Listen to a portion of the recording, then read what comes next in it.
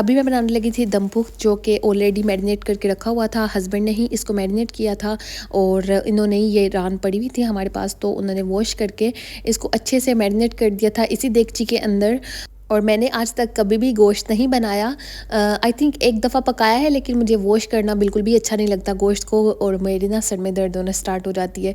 और इस बार भी जब बनाना था गोश्त, तो हस्बैंड ने ही इसको वॉश किया, इसको अच्छे से मैरिनेट किया और बाद में जो है इसको रख दिया तकरीबन 2 दिनों के लिए। अभी जो है वो हस्बैंड गए हुए थे जॉब पे, उनकी मॉर्निंग जॉब थी, तो उन्होंने रात को आना था। तो बस उनको मैंने बोला कि मैं स्टोव पे इसको रख दूँगी पकाने के लिए, क्योंकि ऑलरेडी सारा काम हुआ हुआ था। और जैसा कि मैंने बताया कि इसको हम लोगों ने मैरिनेट भी इसी देगची में किया था। तो बस इसी देगची को मैंने फ्रिज से निकाल के तकरीबन 1 घंटे के लिए बाहर रहने दिया। और जब इसका टेम्परेचर जो है वो थोड़ा नॉर्मल हुआ, तो बाद में मैंने इसको स्टोव पे रख दिया पकने के लिए। और इसमें मैंने बड़े बड़े साइज़ के आलू डाले थे और साथ में 2 से 3 जो जवे थे, इसको जवे नहीं क्या बोलेंगे, गट्ठी बोलेंगे शायद, तो लहसुन की डाल दी थी। इसको मैंने अच्छी से वॉश किया ताकि कोई भी मिट्टी ना हो इसके ऊपर। और इसको मैं हल्की सी आंच पे रख दूँगी और 2-3 घंटों के लिए पकाऊंगी, ताकि जब तक हस्बैंड आएंगे जॉब से तो इनके आने तक ये गोश्त रेडी हो जाएगा। और ये बहुत ही मज़े का बना था। मैंने कभी भी गोश्त खाया नहीं है, लेकिन मैंने इसका मसाला जो था वो चखा था थोड़ा सा, और बहुत ही मज़े का बना हुआ था। हस्बैंड ने इसको मैरिनेट किया था और एक रेसिपी देखी थी जिसमें बिल्कुल बेसिक स्पाइस थे, नमक, मिर्च, हल्दी, चिली फ्लेक्स, गरम मसाला था और सूखा धनिया और ज़ीरा वगैरह था। और गरम मसाले सारे थोड़े थोड़े जो थे वो उन्होंने फ्रेश ही कूट के ऐड किए थे। और बस जो हम लोगों ने इसको 2 से 3 दिन के लिए रखा है ना फ्रिज में, उसी में इसका जो जायका है ना वो अच्छे से लाइक आ गया था गोश्त में, और पकने के बाद जो है वो बहुत ही मज़े का बना था। और ये इतना अच्छे से गला था और सारे रेशे इसके अच्छे से अलग हो रहे थे। तो नेक्स्ट टाइम इंशाल्लाह कभी बनाएंगे हस्बैंड, तो मैं आप लोगों को ज़रूर इसकी रेसिपी दूंगी। और ये गोश्त का जो है वो रान का गोश्त था शायद, और काफ़ी बड़ा टुकड़ा था। तो बस हस्बैंड को मैंने बोला कि आप वॉश करके इसको मैरिनेट कर दें और बाकी जो पकाने वाला काम है ना वो मैं करूँगी, क्योंकि दम पुख्त गोश्त बना रहे हैं तो इसमें पकाने का तो इतना ख़ास कुछ होगा नहीं। बस इसको हल्की सी आंच पे रख दूँगी और 2 से 3 घंटे के बाद जो है ये रेडी हो जाएगा खुद ब खुद। और बस यहाँ पे जो है वो हम लोग आए हुए थे मार्केट, और ये सारे क्लिप्स जो हैं वो पिछले दिनों के हैं जब मैं आप लोगों के साथ व्लॉग शेयर नहीं किया कर रही थी। और तकरीबन 15 दिन मैंने व्लॉग कोई भी नहीं शूट किया, तो इसलिए सारे क्लिप्स जो हैं वो जमा हुए हुए थे। मुझे अपनी ज्वेलरी की पैकिंग के लिए कुछ सामान चाहिए था, तो वो बस मैं लेने आई थी मार्केट से। तो मैंने थोड़े से वीडियो क्लिप ले लिए थे, इतना ख़ास तो मैंने नहीं बनाया, लेकिन थोड़ी बहुत जो भी चीज़ें मुझे चाहिए थी उसी साइड पर मैंने वीडियो क्लिप्स शूट कर लिए थे। उसके अलावा जुमे का खाना जो था वो हमारी तरफ था, तो हम लोगों ने डिस्पोजेबल बर्तन लेने थे। अच्छा, हमारे यहाँ पे जब गैदरिंग होती है ना, तो बर्तन वगैरह हम लोग ज़्यादातर डिस्पोजेबल ही रख लेते हैं ताकि धोने का मसला ना हो। और जो सर्विंग होती हैं ट्रेज़ वगैरह वो यूज़ करते हैं, और साथ में डिस्पोजेबल बर्तन रख लेते हैं ताकि बाद में बर्तन को उठाया और फेंक दिया किसी को धोने की मुश्किल ना हो। क्योंकि बड़ी फैमिलीज़ जब होती हैं ना, तो इस तरह के मसले मसाइल हो जाते हैं, लाइक थोड़े बहुत कि कौन बर्तन वॉश करेगा। या वैसे तो हम लोग मिल के कर लेते हैं, 2 से 3 लड़कियाँ जो हैं वो समेटने, किचन समेटने का काम कर लेती हैं, और साथ में ही जो है हम लोग बर्तन मिल के वॉश करते हैं। लेकिन फिर भी हम लोग कोशिश करते हैं कि बच्चों वाला घर है, तो इसलिए ज़्यादातर जो है वो डिस्पोजेबल इस्तेमाल कर लें ताकि किसी के लिए मुश्किल ना बने। और यहाँ पे मैंने बच्चों के लिए एक एक टॉय लिया था, इनको रॉकेट और ये शटर लेके दी, और 2-3 दिनों में बच्चों ने ऐसे उड़ा दी, पता नहीं अभी इसकी एक भी चीज़ मेरे पास नहीं पड़ी हुई। 3 सेट इनको मैंने लेके दिए थे, तीनों बच्चों को अलग अलग टॉय। तो बस यही होता है कि बच्चे 3 से 4 दिन खेलते हैं किसी भी टॉय के साथ, और बाद में जो है उन टॉयज़ का पता भी नहीं होता। तो अभी भी कुछ इसी तरह से हुआ, जब मैंने लिए थे ये रॉकेट शटर, तो उसके बाद शायद बच्चों ने कुछ दिन ही खेला होगा, और अभी इस टाइम पे मेरे पास कुछ भी नहीं पड़ा हुआ, इनके ये वाले टॉयज़ बिल्कुल भी नहीं पड़े हुए। तो बस बच्चे इसी तरह की हरकतें करते रहते हैं। और उसके अलावा जो है आज पता नहीं क्यों मेरा दिल कर रहा था कि मैं आप लोगों को ऐसे लोगों के बारे में वार्न करूं जो कि आप लोगों के साथ बहुत ही मीठे मीठे बन रहे होते हैं, आपके सामने बहुत ही स्वीट बन रहे होते हैं, लेकिन उनके दिल कभी भी इतने साफ़ नहीं होते। और जो इंसान खुद साफ दिल का हो ना, तो उसको यही लगता है कि जो सामने वाला बात कर रहा है ना वो भी बहुत ही अच्छा है, लाइक वो हमारे साथ कितना अच्छा है ना। तो बस हम लोग ना भोलेपन में अगले बंदे की बातों में आ जाते हैं, और लोगों को ये हुनर बहुत अच्छे से आता है किसी को अपनी बातों में लेके आना और किसी को मीठी मीठी बातों में लेके आना। और ऐसे लोगों से थोड़ा सा ग्रेस करना चाहिए, इनसे थोड़ा दूर रहना चाहिए, जो लोग आप लोगों को थोड़ा मक्खन लगा रहे होते हैं, बटरिंग कर रहे होते हैं आपकी, और वो लोग भी दिल से जो होते हैं ना वो आप लोगों को नहीं लाइक वो कर रहे होते, अप्रिशिएट नहीं कर रहे होते। वो बस आपके मुंह के सामने कुछ और बन रहे होते हैं, अंदर से वो कुछ और होते हैं। इसलिए अगर आप लोगों के भी इर्द-गिर्द ऐसे लोग हैं जो कि आपके मुँह के ऊपर बहुत ही लाइक मीठे बन रहे होते हैं, स्वीट बन रहे होते हैं, तो प्लीज़ आप लोगों को उनसे थोड़ा मुहतात रहने की ज़रूरत है और आप लोगों को उनसे बचने की ज़रूरत है। मैं ये नहीं कहती कि आप लोग हर किसी को इसी नज़र से देखो, लेकिन आप लोगों में इतना हुनर होना चाहिए कि आप लोग अपने इर्द-गिर्द पहचान सको कि कौन बंदा जो है वो आपको मक्खन लगा रहा है और कौन बंदा जो है वो आपके साथ लॉयल है। और आई थिंक जो लॉयल लोग होते हैं ना, वो कभी आप लोगों को इतनी बटरिंग नहीं करते और इतना मक्खन नहीं लगा रहे होते।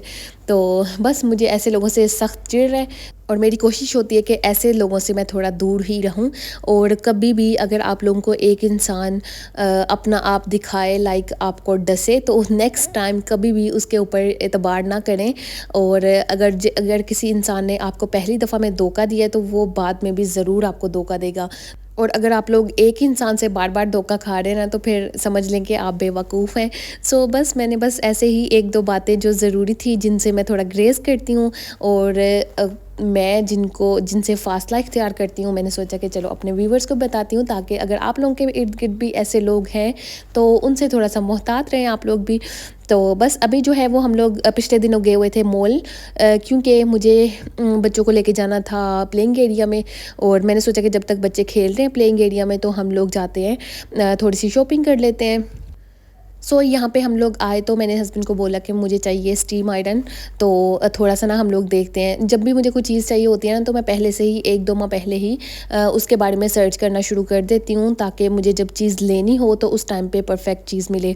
और स्टीम आयरन जो है वो मेरे पास बहुत देर पहले भी है था, लेकिन उस टाइम पे मुझे यूज़ करने की इतनी समझ नहीं आई और मैंने सोचा कि ये तो बड़ा मुश्किल काम है, लाइक स्टीम आयरन करना। एक बंदा कपड़े को पकड़े और फिर बाद में उसके ऊपर हम लोग आयरन करें और पानी डाल के रखें, और ये वो बड़ी वक़्त वाली चीज़ है। तो फिर मैंने बेच दिया। जितनी प्राइस में लिया था उतने में ही मैंने उसको सेल कर दिया था ऑनलाइन। तो वो तो मैंने इतना यूज़ नहीं किया था, शायद 3 से 4 महीने के बाद जो है वो मैंने सेल कर दिया था। लेकिन अभी इस टाइम पे फिर दोबारा से मुझे बहुत ही ज़्यादा ज़रूरत महसूस हुई है, क्योंकि उस टाइम पे जब हम लोगों ने लिया था तो मेरे बच्चे नहीं थे, मैं और हस्बैंड थे बस। तो अभी जो है मुझे बच्चों के छोटे-छोटे कपड़े आयरन करने में बहुत ही मुश्किल होती है। तो मैं सोच रही थी कि स्टीम आयरन होना चाहिए, ताकि बच्चों के जो ड्रेसेस वगैरह होते हैं ना, वो आयरन बंदा कर ले, जो डेली यूज़ के होते हैं। तो इंशाल्लाह मैं अभी ढूँढ रही हूँ। तो मैं चाह रही हूँ कि कोई बहुत ही अच्छी क्वालिटी का हो, जिसके वोल्टेज भी काफ़ी अच्छे हों। ये जो अभी हम लोगों ने देखा था ये 1800 वोल्टेज का था, और लास्ट टाइम जो मैंने लिया था वो भी 1800 वोल्टेज का था। तो इसलिए मुझे वो वाला यूज़ करने में इतना अच्छा नहीं लगा था, तो मैंने इस दफ़ा सोचा है कि वो वाला स्टीमर लेना है जिसकी पावर थोड़ी ज़्यादा हो। 22,000 हो जाए तो वो भी काफ़ी अच्छा होता है। लेकिन जो 1800 है ना, ये बहुत ही लो होता है, लाइक इतनी अच्छी से आयरन नहीं होती। अभी वो हमें डेमो भी दिखा रहा था, यूज़ करके दिखा रहा था, लेकिन मुझे इतना ख़ास कोई अच्छा नहीं लगा, क्योंकि ये पहले भी मैं यूज़ कर चुकी हूँ। तो हस्बैंड वैसे बोल रहे थे कि मैं तुम्हें ले देता हूँ, मैंने बोला नहीं, मुझे ये नहीं चाहिए, मुझे चाहे आप थोड़ी देर के बाद ले देना, लेकिन मुझे अच्छा वाला ही चाहिए, ताकि मैं उसको कुछ देर चला भी सकूँ। जब आप लोग एक चीज़ लेते हो ना, तो आप लोगों को बहुत ही सोच समझ के लेनी चाहिए, और क्योंकि उसको आपने फिर पूरी ज़िंदगी जो है वो यूज़ करना होता है। और ये इलेक्ट्रॉनिक चीज़ें कुछ ऐसी होती हैं कि जो बस किस्मत से ही चलती हैं, लाइक कभी बहुत ही जल्दी ख़राब हो रही होती है, और कभी सालों साल चीज़ जो है ना वो आपके पास पड़ी होती है और ख़राब नहीं होती। तो बस फिर मैंने इसको नहीं लिया था स्टीमर को, क्योंकि मैं चाह रही थी कि एक ही दफ़ा मैं अच्छा वाला लूँ, थोड़ा हाई वोल्टेज का लूँ, और मैं फिर बाद में ले लूँगी। और जबकि मैं आप लोगों को अपना पहले बताऊँ, तो पहले जब भी मुझे हस्बैंड बोला करते थे कि तुम ये चीज़ ले लो, तो मैं बड़ी ही शौक से ले लिया करती थी, बड़ी एक्साइटेड होके कि हाँ बस मैं ले लेती हूँ। और जब मैं वो चीज़ यूज़ करती थी और मुझे पसंद नहीं आ रही होती, तो फिर मुझे ये होता था कि अभी मैं हस्बैंड को बोलूँगी कि मुझे ये नहीं चाहिए, तो फिर मुझे उल्टा ही डांट पड़ेगी कि तुमने पहले ले ली है। तो अभी जो है वो मैं चीज़ बड़ी सोच समझ के लेती हूँ, क्योंकि जब मैं हस्बैंड को बोलती हूँ ना मुझे ये चाहिए, तो वो मुझे उसी टाइम पर बोलते हैं कि हाँ तुम ले लो, लाइक मुझे बहुत ही जल्दी ले देते हैं। तो अभी मैंने आहिस्ता आहिस्ता सोचा कि चीज़ लेने के मामले में जल्दबाजी नहीं करनी चाहिए, थोड़ा सोच समझ के फिर चीज़ लेनी चाहिए। तो ऐसी चीज़ें जो हैं वो आप लोगों को वक्त के साथ साथ ही पता चलती हैं। और यहाँ पे जो है वो हम लोग आए हुए थे डाइनिंग एरिया में, क्योंकि मुझे डाइनिंग टेबल भी चाहिए। चीज़ें तो बहुत चाहिए, लेकिन आहिस्ता आहिस्ता ही चीज़ें आती हैं। घर की चीज़ें जो है ना वो एक साथ नहीं बनती, घर की चीज़ें बनने में जो है वो टाइम लग जाता है। और मुझे ये वाला डाइनिंग टेबल जो है वो अच्छा लग रहा था। मुझे बस बच्चों के लिए चाहिए, हमारे हॉल में तो है, लेकिन मुझे बच्चों के रूम के लिए चाहिए था, क्योंकि क्योंकि बच्चे जो है ना वो हम लोग कारपेट पे बैठ के खाना खा रहे होते हैं, तो अभी मुझे ये होता है कि कोई हल्का-फुल्का डाइनिंग टेबल हो जाए तो हम लोग उधर बच्चों के रूम में रख लें और बच्चों को जो है मैं टेबल पे बिठा के तो खाना खिला दिया करूँ। और मुझे इस टाइम पे अशद ज़रूरत भी है डाइनिंग टेबल की, लेकिन लेते-लेते आई थिंक 2 से 3 माह लग जाएँगे और इंशाल्लाह 3 माह के बाद जो है मैं ज़रूर लूँगी। तो बस जब भी मैं फिर जाती हूँ मॉल में तो नज़र ज़रूर रखती हूँ कि कोई ऑफ़र वगैरह लगी हो तो मैं ले लूँ। और वैसे भी दिसंबर में यहाँ पे बहुत ही ज़्यादा ऑफ़र्स लग रही होती हैं, क्योंकि 16 दिसंबर जो है ना वो यहाँ का नेशनल डे भी है, उसकी भी ऑफ़र लग रही होती हैं। उसके अलावा जैसा कि साल का एंड होता है दिसंबर, तो उसमें बहुत ही ज़्यादा ऑफ़र लग रही होती हैं, यानी कि एंड ईयर की और न्यू ईयर की। तो बस फिर मैं कोशिश करती हूँ कि ज़्यादातर जो भी मुझे कोई बड़ी चीज़ लेनी हो तो मैं साल के एंड में ही लूँ और ऑफ़र्स का वेट कर लूँ। तो अभी भी बस मैं ऐसे ही नज़र रख रही हूँ कि मुझे कोई अच्छा सा डाइनिंग टेबल मिल जाए। सो अभी ये 2 चीज़ें मेरे माइंड में हैं और अभी कब तक मैं लेती हूँ ये तो फिर टाइम के साथ ही पता चलेगा। और कभी भी ऐसे नहीं होता कि हम लोग चीज़ जिस टाइम पे सोचे तो उसी टाइम पे जाके बाय कर लें, ऐसे नहीं होता। अपना पूरा बजट देखना पड़ता है और बाद में जो है फिर हम लोग सोच समझ के चीज़ लेते हैं। तो अभी भी मैं ऑफ़र्स का इंतज़ार कर रही हूँ, जैसे ही ऑफ़र लगे इंशाल्लाह मैं ले लूँगी। सो यही था आज का छोटा सा व्लॉग। अच्छा लगा हो तो आप लोगों ने लाइक ज़रूर करना है, ताकि मुझे थोड़ी एप्रिसिएशन मिले और मोटिवेशन मिले और मैं आप लोगों के लिए डेली व्लॉग्स लेके आया करूँ। अल्लाह हाफ़िज़, मिलते हैं न्यू व्लॉग में।